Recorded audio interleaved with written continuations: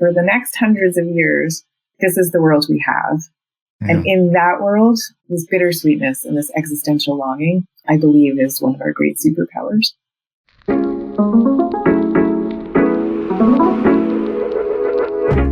Hello, and welcome to the Psychology Podcast. Today we welcome my dear friend, Susan Cain. She's author of a wonderful book, Quiet, The Power of Introverts in a World That Can't Stop Talking, which was a really big game changer for a lot of introverts who felt as though their unique gifts were not appreciated in a world that is catered towards extroverts. Her most recent book is called Bittersweet, How Sorrow and Longing Make Us Whole, and really like this new book as well. Her new book touches on lots of really important topics that aren't often discussed, such as the complex emotion of bittersweet, and an idea that she refers to as existential longing, which I really like. I've known Susan for quite some years, and I remember when she was working on this book, we would have lots of text chats about existential longing and how it's strongly tied to things like creativity and human connection and spirituality. So it's really always a delight to talk to Susan, and today is no exception. I hope you enjoy our chat as much as we did. So without further ado, I bring you Susan Cain. I am very proud of you. I am very proud of you, Susan. And I love how you bring such soul and emotional depth to your writing and thinking. I think we need that in the world today. There's a lot of thinking that somehow the idea is that, well, if it's properly reasoned, we've stripped out all of the emotional depth from it. And I don't think that's quite right.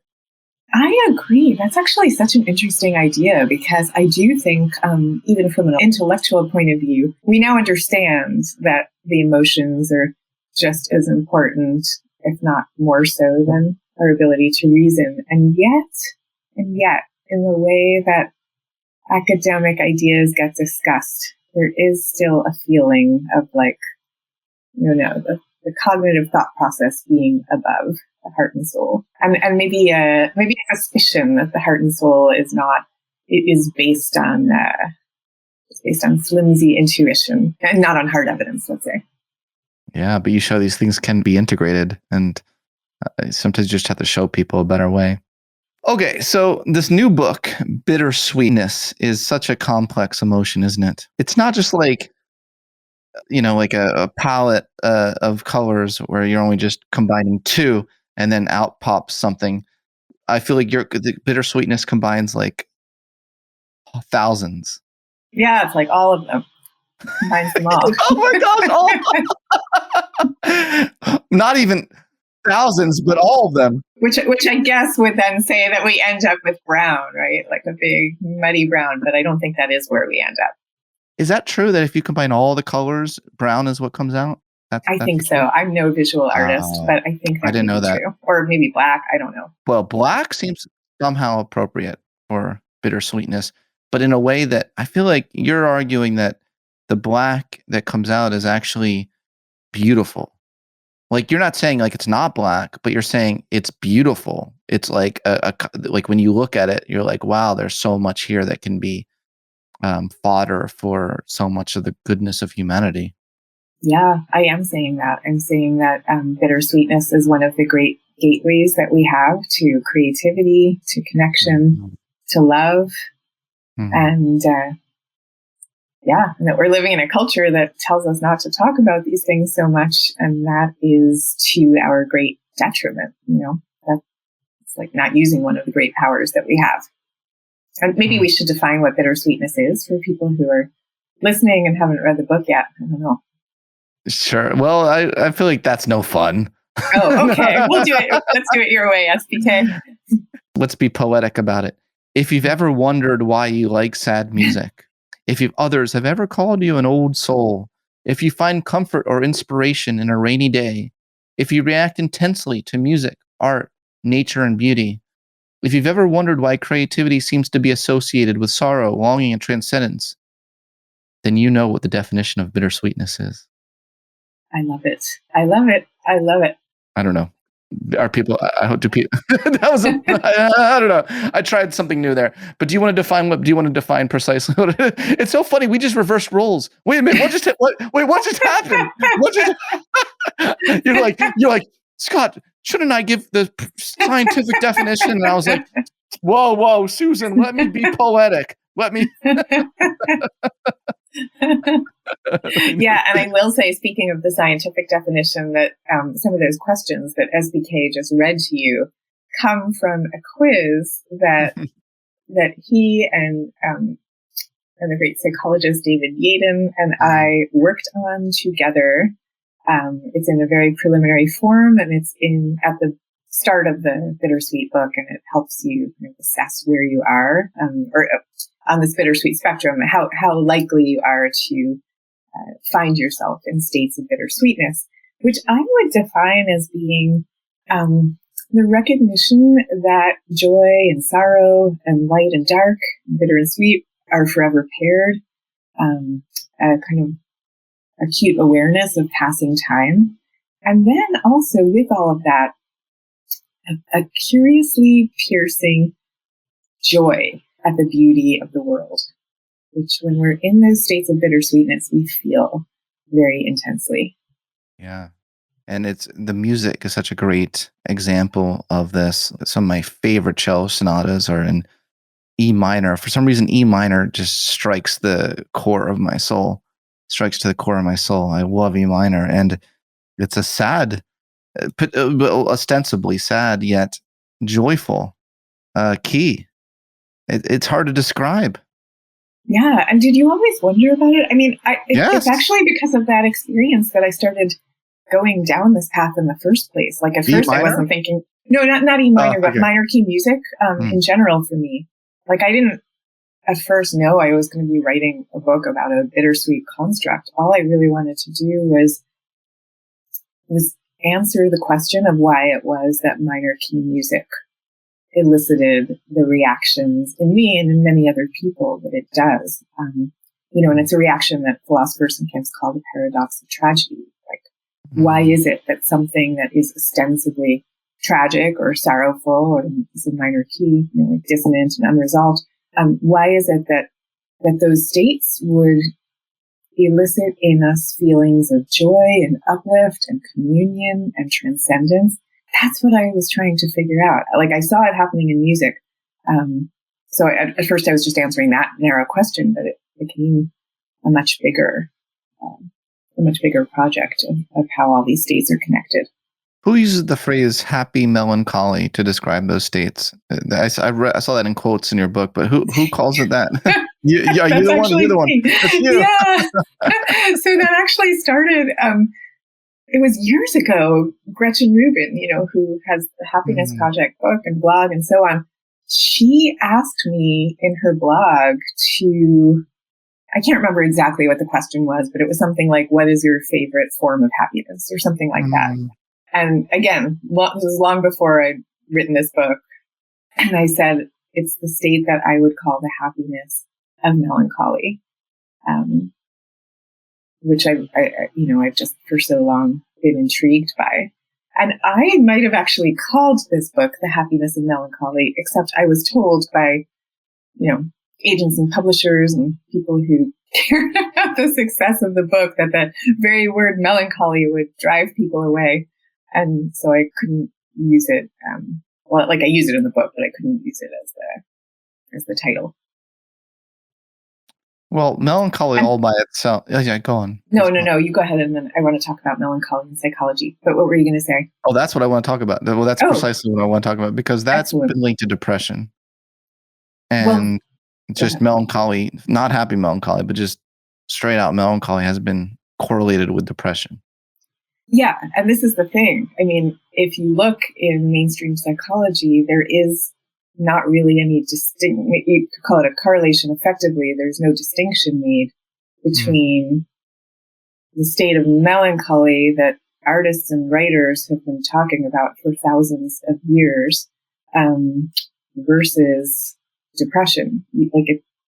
It's not really talked about, even though I think that many of us, like you with your E minor reaction, we know what it is to experience melancholy in a productive and uplifting and even spiritual sense. And so I've found it very frustrating that in mainstream psychology, there's really no place to discuss this. I mean, there are, I would say, the tender shoots of that discussion rising up now, but generally it hasn't been there. Yeah, and that's really unfortunate. That's really unfortunate. Imagine a therapist who is familiar with your book and these ideas and science of it, and has a patient who is melancholic, and they say, "Great, let's build on that and figure out some way of integrating that emotion into your life that gives your life more depth and meaning." Exactly. Maybe that's more of what a coach does. But no, yeah, but why not? Why should there be any distinction? And again, I'm not saying, and I'm sure you're not saying, that the psychologist should take a person who presents with clinical depression and say, "Great." Like, that's not the point. I'm talking about that emotion, melancholy. Right. And we're distinguishing the emotion from depression, and we're saying psychology needs to make that distinction. Yeah, like, just to be super clear about it. 100% correct. Thank you. I didn't want to get canceled, so I appreciate that. Canceled by psychology. That would be not a good canceling for me. No. Absolutely. So let's talk about some of the powers of a bittersweet melancholic outlook. And I am very curious why our culture has been so blind to its value up to this point. Yeah, I mean, so the powers, and I'll kind of say this all at once, but it really needs some unpacking, for lack of a better word. It's kind of a cliche word.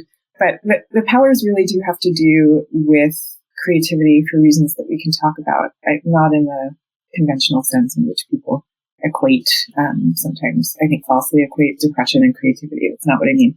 But the powers have to do with creativity and with connection and communion and love. I believe what is really happening, we can see if we think about the experience that we've all had when you look at something that you find almost unbearably beautiful. It could be a painting, work of art, it could be nature, it could be the child splashing in a rain puddle, whatever it is. And the feeling that you get sometimes where you cry at the sheer beauty of that thing. And all the way back in the year 500, Gregory Great called this feeling of crying in the face of beauty compunctio, which is the holy tears.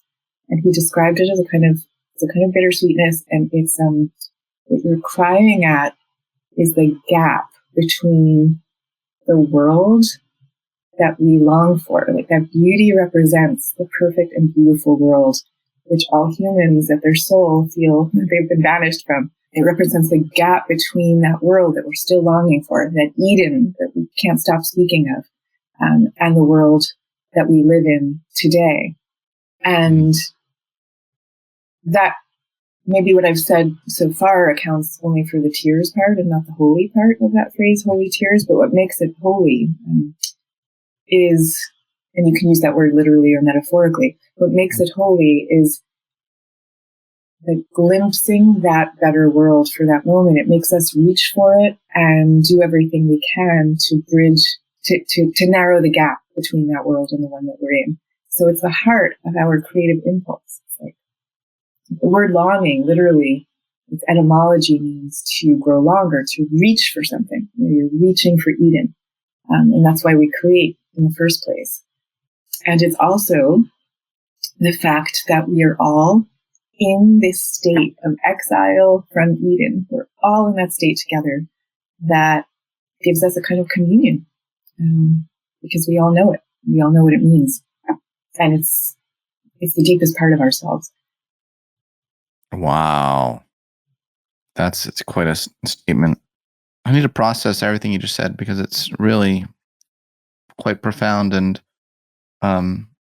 there's so many layers to it, because it resonates a lot with the kind of creative mind we put forth in our book, Wired to Create. That the creative person is deeply sensitive to the world and its meanings and its potential meanings and its ability to show the world what new ways and new interpretations and deeper complexities and it does seem like when creativity is at its best, it's able to go deeper into a phenomenon or something that most of us just see the surface of.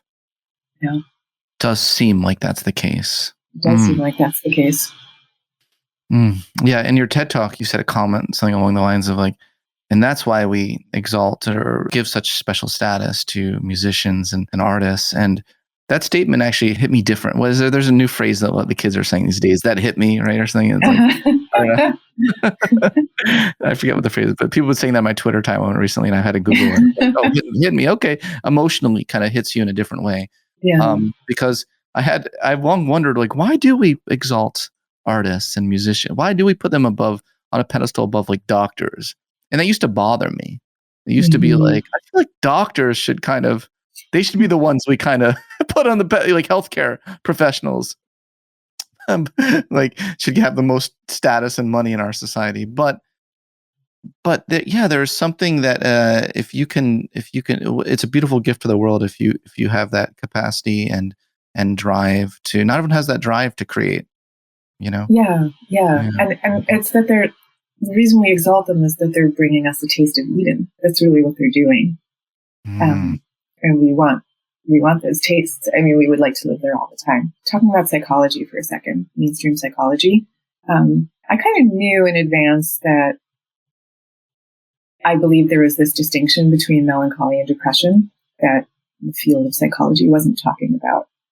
What I didn't realize and came to see is that I think that because most psychologists are atheists or agnostics, and I'm an agnostic myself, but because most psychologists are this, we don't properly talk about spirituality in psychology. Like we think of it as, I'm saying we as if I'm a psychologist. I'm sort of in the field as a writer. You're in the club. You're in the club. But spirituality gets talked about as if it's like a characteristic that's over here, and some people have it and some people don't. You look at the list of character strengths, and for some people, spirituality is high on the list. For others, not at all. And I have come to believe that's a misunderstanding of what spirituality is, and that instead, what is accurate and true is that all humans have this longing for the better, more perfect world. And that one manifestation of that is to long for Mecca or Eden or Zion or the beloved of the soul or whatever you call it. And for other people, it takes a completely different manifestation that we express in more secular terms. But still, the heart of the human soul is that longing and that sense of disconnection from the world as we wish it were, the world we feel we belong to. Again, I think many truths flow from that central premise. So I'd like to see what happens if we use that as an organizing principle in psychology. I just want to give credit to Jean Houston. I'm not sure if you say Houston or Houston, but she talks a lot about this idea. And so I just want to give credit where it's due. She talks about this in her books. Thank you. I appreciate you doing that. I remember in the early days of the book idea and concept, the whole thing was surrounding a concept that you referred to me as existential longing. Now, I loved it, but that's not the central foci. You don't even use that exact phrase in your TED Talk. You say use the word longing, but I don't think I heard you say existential longing. What happened to that phrase? Because I loved it. I don't know. I mean, I'm going to turn this to you for a second. What do you think the phrase existential longing gives us that plain longing does not? Well, if I add the word existential to any word, it gives me something. Yeah. What is the thing it gives you? I have to articulate what that thing gives me besides a feeling. Like existential psychotherapy gives me something above and beyond just psychotherapy, right? Mm-hmm. With existential psychotherapy, it's all about understanding what does it mean to be an experientially alive human? What are the factors and things we can do that make us feel fully human, addressing all of our needs, but our spiritual needs as well, and not neglecting those needs, but also, of course, not neglecting the lower needs. What does it mean to feel like a whole person? Existential longing does seem like it adds something to me than just longing. I can long for that delicious pizza that I had I see what back you mean. when I was 12 years old. You can long for lots of things that aren't existential. Right. Okay. It does seem like there's a boundary condition where when you long for things that were existential to your whole being, that's what you're longing for. So it really added something to me. Yeah. Well, that's very persuasive. And maybe I should bring it back into the way I talk about it. I like that. Susan's bringing existential longing back. That was a play on a Justin Timberlake song. Yeah. What do you say? I said credit to SBK. No. Not at all. I'm just reflecting a mirror back on you. Because do you remember, like, we had text messages? Oh, yeah. 3 years ago, 2 years ago. We've been talking about this for years. Years and years. And you used that phrase, and I was like, I love it. Okay. So existential longing and just bittersweetness, the complexities of it. How do you see it differentiate it from the experience of awe? AWE. I have trouble saying that word out loud. Awe. Yeah, and wonder. I knew what you meant. I do believe they are very close cousins of They're each cousins. other. Yeah, and in fact, we found in our quiz that people who are predisposed to experiencing these states of bittersweetness also tend to be predisposed to states of awe and wonder and so on. So they're very closely connected. I would say that bittersweetness has that element of sorrow in it, of understanding that everything is impermanent, that which you are gazing upon, that is putting you into this state of awe and wonder, will not last. And that maybe that's part of the reason you're feeling the awe and wonder in the first place, is because it's infused with its impermanence. So it's a recognition of those states. To go back to the existential idea, there's more of an existential question to bittersweetness. Whereas I think awe and wonder we could experience as, just sort of like a passing phenomenon. And not one that has the same profound implications. The all experience can certainly feel profound. Yeah, that's true. But you're often witnessing something very outside of yourself, and you're kind of in reverence of it. Whereas bittersweetness it's not the same thing as reverence or even, fear. It is something more deeply existential. I see what you're saying. Yeah, the reverence might trigger it, but it's more about the longing to go home at its base. It's like a longing for some fundamental home. And it might be triggered by beauty or by awe or whatever. But at its base, there's a fundamental pain of separation to being human and a longing for reunion. And that's what bittersweetness is.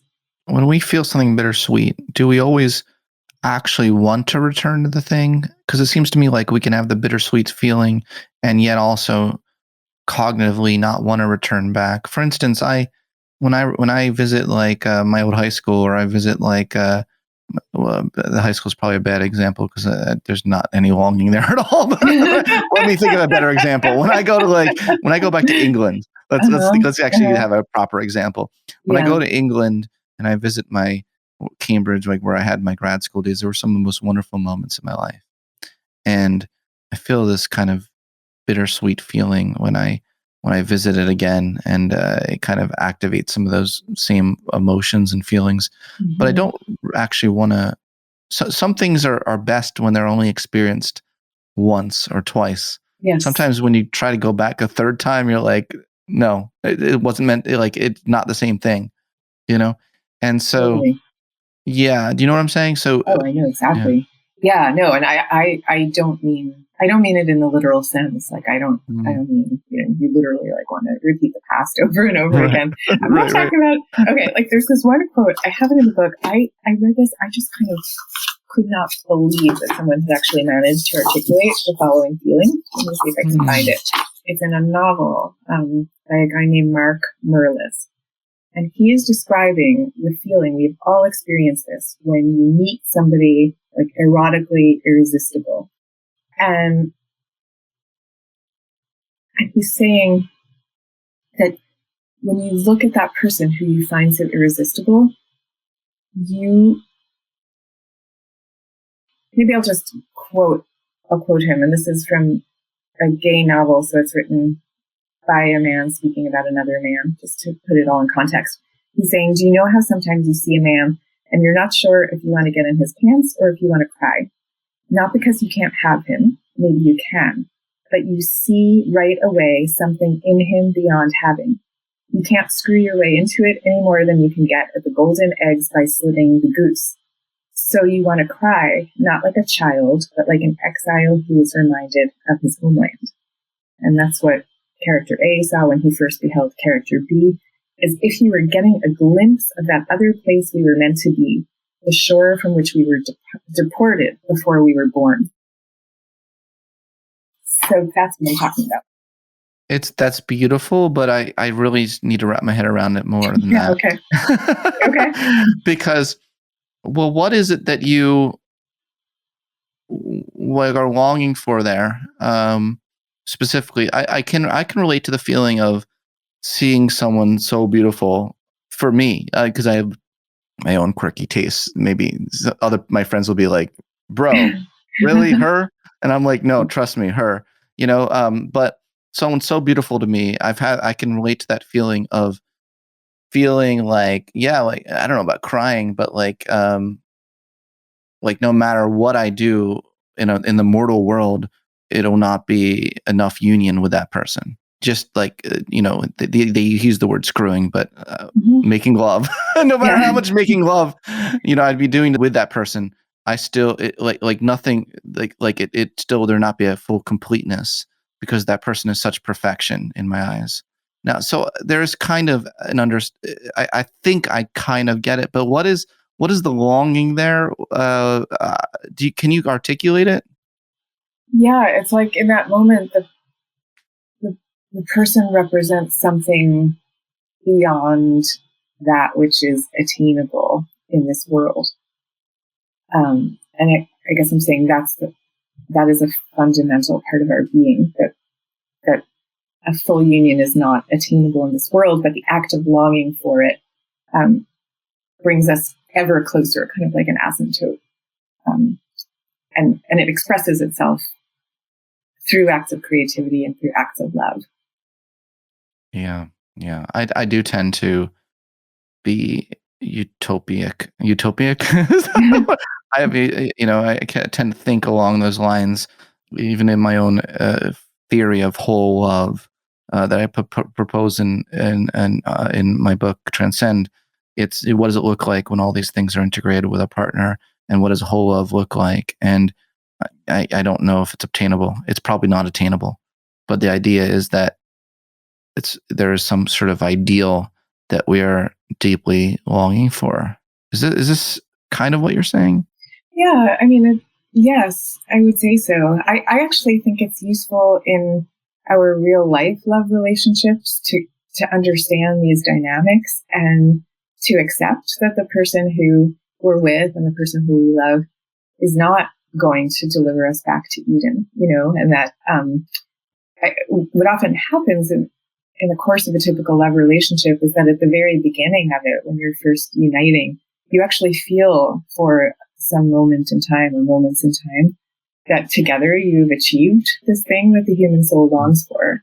And then, of course, real life intervenes in the form of incompatibilities and so on that any two humans coming together are going to have. And then, if we're not aware of these dynamics, you might turn to your partner and be like, wait, what the heck? This wasn't Eden after all. And now I better go look for another person who might deliver me there. And of course, that doesn't really get you anywhere. So I actually think it's very helpful. It's healthy to understand the way we are programmed this way and to appreciate it. In the course of any relationship, you're going to keep having those moments where you feel like, oh my gosh, we're getting back to that amazing place. And and to know it can keep generating that way, but it's not always going to be, it's not all the time going to be that way. It's very good to have a realistic view as well of other people and not put people on pedestals. That can lead to psychological disorders. Yeah, when you do splitting, with people. So yeah, but also holding at the same time holding in mind this emotion of existential longing is still valuable. Yeah, exactly. Exactly. Mm-hmm. Yeah, I mean, and so like all my life, I've loved Leonard Cohen. I talk about this in the book. I know. I think I'm obsessed with him my whole life. And I never really understood what it was about his music that spoke to me so much.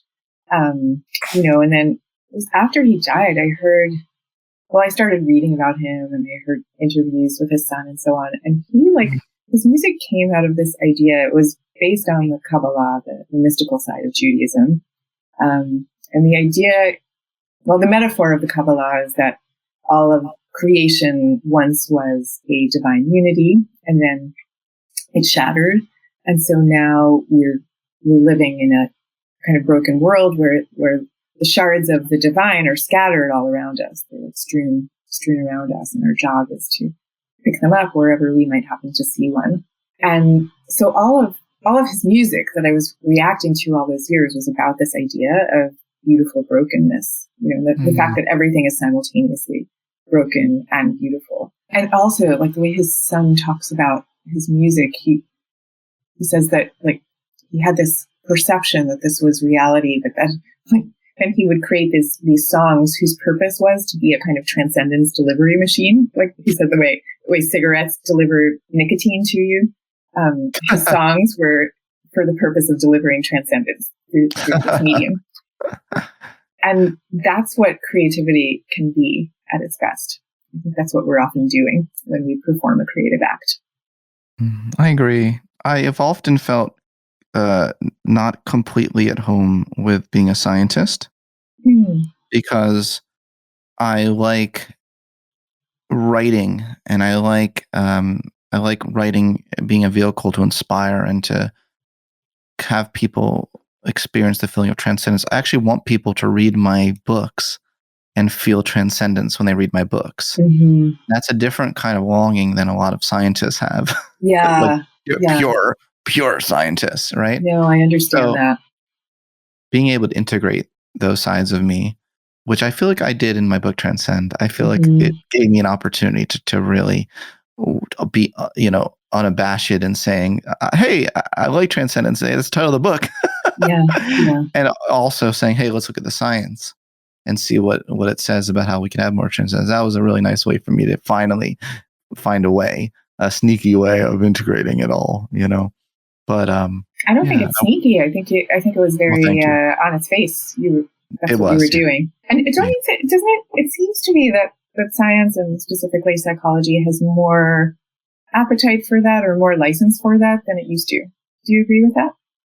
Yeah, thanks to people like David Yaden, and thanks to people like Dr. Keltner and people who are really studying the science of transcendence, and Andy Newberg, putting it on a firm foundation, a firm neurological and behavioral foundation, where it's not treated as though it's an indicator of mental illness, because Freud certainly thought these self-transcendent moments were infantile regressions to the womb. Right. What does that even mean? I know. But that's what he saw these things as. He would say bittersweetness is, that was his just everything. It was like, that wasn't like sex or violence, was infantile regressions to. Yeah, no, and the oceanic experience was nonsense. Yeah. I know. I love Dr. Keltner's work. I actually spent a whole chapter talking about it. His work, especially on the compassionate instinct and the way that human beings, because we are primed to respond to the cries of infants, that what radiates from there is that we're also primed to respond to the cries of all beings in distress. And obviously, we're not perfect at that, and we have lots of limitations. But I love his studies about the vagus nerve, the big, gigantic bundle of nerves in our bodies, which are responsible for our most basic functions like breathing and digestion, and that also react when we see another being in distress. Like, yes. To me, the fact that it's that basic and that ancient a bodily system that governs this ability to, not just ability, but like a tendency to see sadness, to notice it, and to respond with love. That's pretty profound. And I remember if it was Decker or someone else who said we tend to think of these emotions as being Sunday school emotions, that are like, we're taught we're supposed to feel these things, but maybe they're not quite true. So to have this whole body of work that builds the case for it from the ground up is so valuable. Yeah, it's so valuable. And yeah, I'm excited about the new science of self-transcendence. Everything has to be the new science for it to like count, in terms of publicity materials. But no, I'm really excited about it. You did quite a bit of research and traveling while you were doing this book. Mm-hmm. One thing that I want to talk about was a conference you went to, a conference of transhumanists. Yes. Who hope to live forever. Yeah. What did you learn about bittersweetness from talking to them? Well, that whole inquiry, that was very interesting, and it really challenged a lot of my assumptions in ways that I'm still grappling with, because this is a collection of people who believe that we can and will ultimately live, if not forever, healthy lives, that we can extend our health span for hundreds upon hundreds of years at some point. And they ask really interesting questions, like, let's say the standard philosophical assumption is that it's our mortality that helps to give our life meaning, let's say. And that impermanence is that the knowledge of impermanence gives us a greater sense of the preciousness of life. And these things are true, I believe. At the same time, I talked to some of these people at this conference, and they would say things like, those are all stories that we tell ourselves because we feel we have no choice but to die. And so if you truly have no choice, then of course you're going to want to give yourself as beautiful and reassuring a story as you possibly can. But if you knew you didn't have to, and your beloveds didn't have to die, you would no longer be telling yourself that quote story. And that is a very persuasive argument. At the same time that you have not only the philosophers, but on the other hand, people like Laura Carstensen at Stanford, who studies aging and longevity and so on. She gave a famous TED Talk called Older People Are Happier. And she's done all this research showing that older people tend to have a greater sense of meaning, a greater sense of gratitude, less likely to have unnecessary anger, like a whole list of traits that we might classify as wisdom. And well, that's been a stereotype for a long time, the idea that age confers wisdom.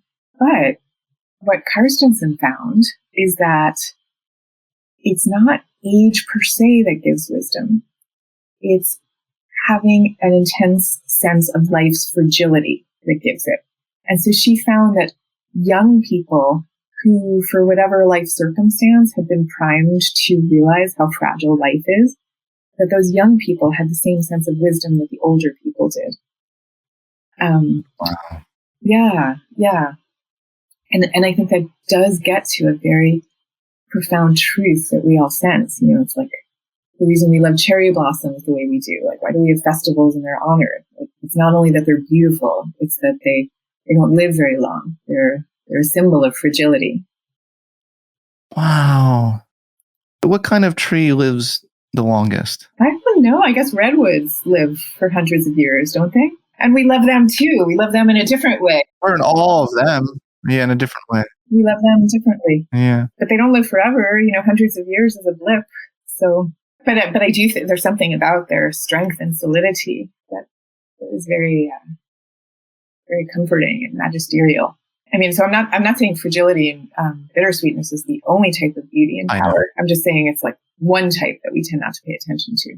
I'm reflecting on Abraham Maslow's near end of death, at the very end of his life. Yes. He was walking on the beach and he wrote in his personal diary, because yes, I read 1,000 pages of his personal diaries. And he wrote, "It's the contrast between the eternal nature of the waves and the mortality of my being that creates the highest height of transcendence for me." Wow. Yeah. It was the contrast of the two.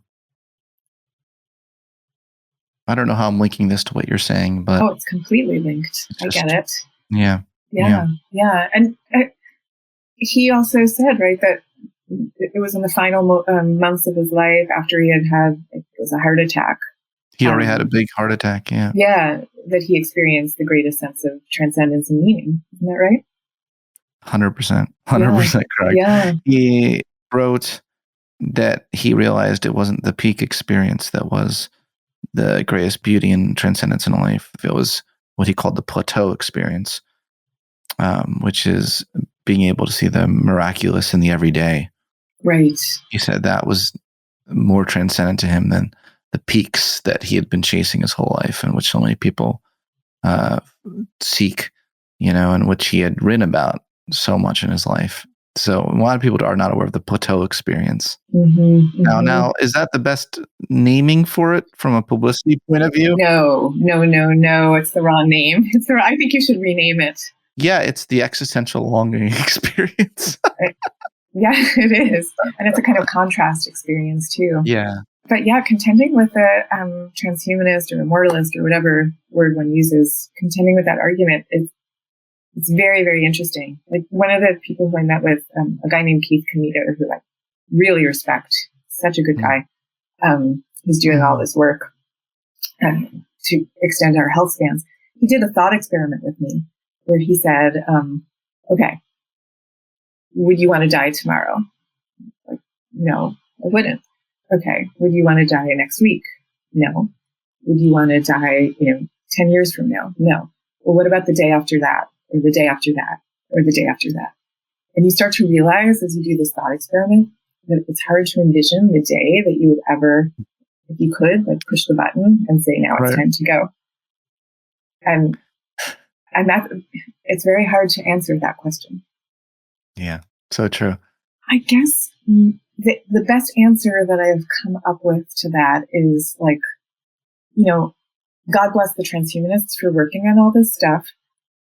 The whole idea of the preciousness that's embodied in fragility is a response to the world as it is. If one day the world totally transforms into something else, then maybe the theory will still hold and maybe it won't. But for the next hundreds of years, this is the world we have. Yeah. And in that world, this bittersweetness and this existential longing, I believe is one of our great superpowers. So that's how I square the circle of what the transhumanists are doing and my philosophy. What about the work you did learning from bereavement counselors, like in The Art of Dying? Well, I mean, what really came out of that experience, I talk in the book about how I went to this conference, as you say, for bereavement counselors. I am not a bereavement counselor myself. I was like a person writing about this stuff. And we all had to go around the room and share an experience of loss. And I shared my story and I found myself like in floods of tears, embarrassingly. So like much more than anybody else in the room who had shared. And because of that led to a deep conversation with the amazing guy who was leading the seminar. His name is Simcha Raphael. He does a lot of work with bereavement and death and so on. He's a death counselor, I think he calls himself. And wow.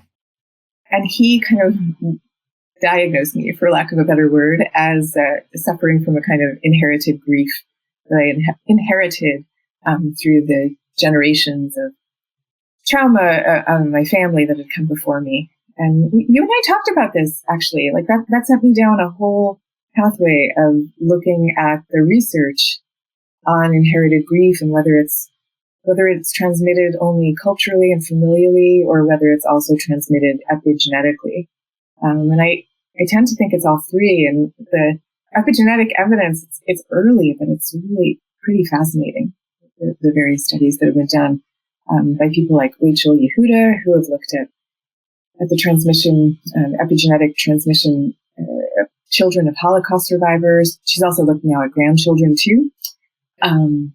But then you also see it in these crazy mice studies, where you have you take one traumatized mouse and have it mate and then remove it from the cage. So remove it from the community. So it's no longer influencing its fellow mice on a behavioral level. It's gone. But 6 generations later, you see the descendants of the traumatized mouse exhibiting the same symptoms of having been traumatized. So there was something that seems to have been passing. So understanding all that, it's fascinating. It's validating to people who feel they've experienced it. And I think it's also liberating, because once you suspect that this might be at play in your own history, there are different ways of absorbing that knowledge and transforming it into something that you can really live with and experience with some beauty. Yeah, and it can even be a guide for self-actualization, dare I say, because I'm creating this form of coaching I'm calling self-actualization coaching, and I'm creating a whole training program for it. And I would love to incorporate some of your ideas into it. I would love to, in particular, you said something that really hit. Again, you said a lot of things that hit in your TED Talk and in your book, but something that really hit. You said follow your longing. Yeah. I would modify, say, follow your existential longing. Mm-hmm. There is a really deep, profound wisdom there as a guide to how to really self-actualize in your life, and is not running away from those longings, but actually following them. And it's just so beautiful. Did you want to elaborate a little at all on what you meant by follow your longing? Yeah, I guess I'll give you 2 examples of it. One, in terms of inherited grief for a second before we kind of go out from there. There's this masterpiece of a song by the musician Dara Williams, and it's called After All. And she talks about how she had fallen into, this is all in the song. It's like a storytelling song. And it talks about how she had fallen into a depression, and she started realizing that the only way out was to travel down what she calls the whispering well of her family. And so she starts learning about what her mother had been through, what her father had been through, and the generations. And then she comes back up out of the well, and suddenly the world is bright and full of colors again.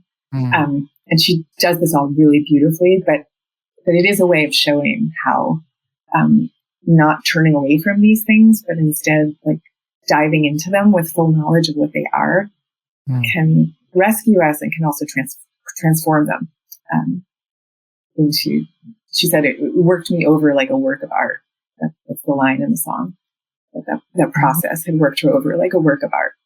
And then I'll also, if you want, I'll tell you a story of how longing was like the great self-actualizing force in my life. Do you want to hear the story? Yes, please. Yes, please. Okay. I guess I alluded to it in the TED Talk, but so a bad boy artist you got obsessed with. Yes. Yeah. Yeah. So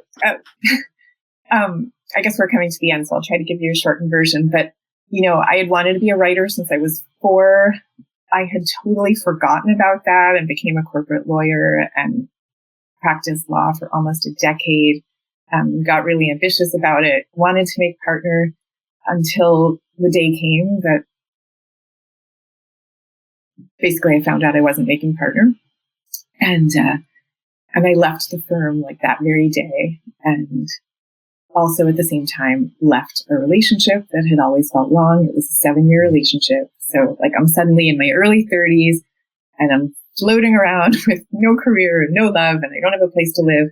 And I fall into this relationship with a lyricist and musician, and very lit up person who I developed like a crazy obsession for. And I could not shake myself from this obsession. It was simultaneously the best and the worst feeling in the world. And I had this friend, Naomi, and I would tell her every time I saw her, I'm sure I bored her silly with stories of this guy. And then one day she said to me, if you were this obsessed with him, it's because he represents something you are longing for. So it's not him. It's like, what are you longing for that he represents to you? And it was so clear. It was like instantly I knew, well, he was representing the world of writing and art that I had wanted to be a part of since I was 4 years old and had gone on this massive detour in the wrong direction. And as soon as she said that and I had that realization, the obsession was gone. It was gone. And I know that sounds too cinematic to believe, but truly it was gone. And I just started writing. And I still loved him, but not like that. You know, the obsessive quality was no longer. Yeah, and I've not really looked power back. over you. Yeah, the power over you disappeared. Yeah. And that was a case of just following my longing. And I promise you, I had no idea at that moment that I could ever make a living from being a writer. It was just that I then organized my life around writing. And that was enough to satisfy the longing. Susan, wow. This was so great chatting with you. And I just want to thank you so much for coming back on my psychology podcast and for just keeping it soulful. You know, you keep keeping it soulful, and I really appreciate it. Well, thank you so much, SPK. I'm sure that is no small explanation of why we've been friends for such a long time. The desire to keep it soulful. So thank you for all you do and have been doing, and I have been watching it all for years with so much excitement and happiness for you. So thank you. Thank you, Susan. Thanks for listening to this episode of the Psychology Podcast. If you'd like to react in some way to something you heard, I encourage you to join in the discussion at thepsychologypodcast.com or on our YouTube page, The Psychology Podcast. We also put up some videos of some episodes on our YouTube page as well, so you'll want to check that out. Thanks for being such a great supporter of the show, and tune in next time for more on the mind, brain, behavior, and creativity.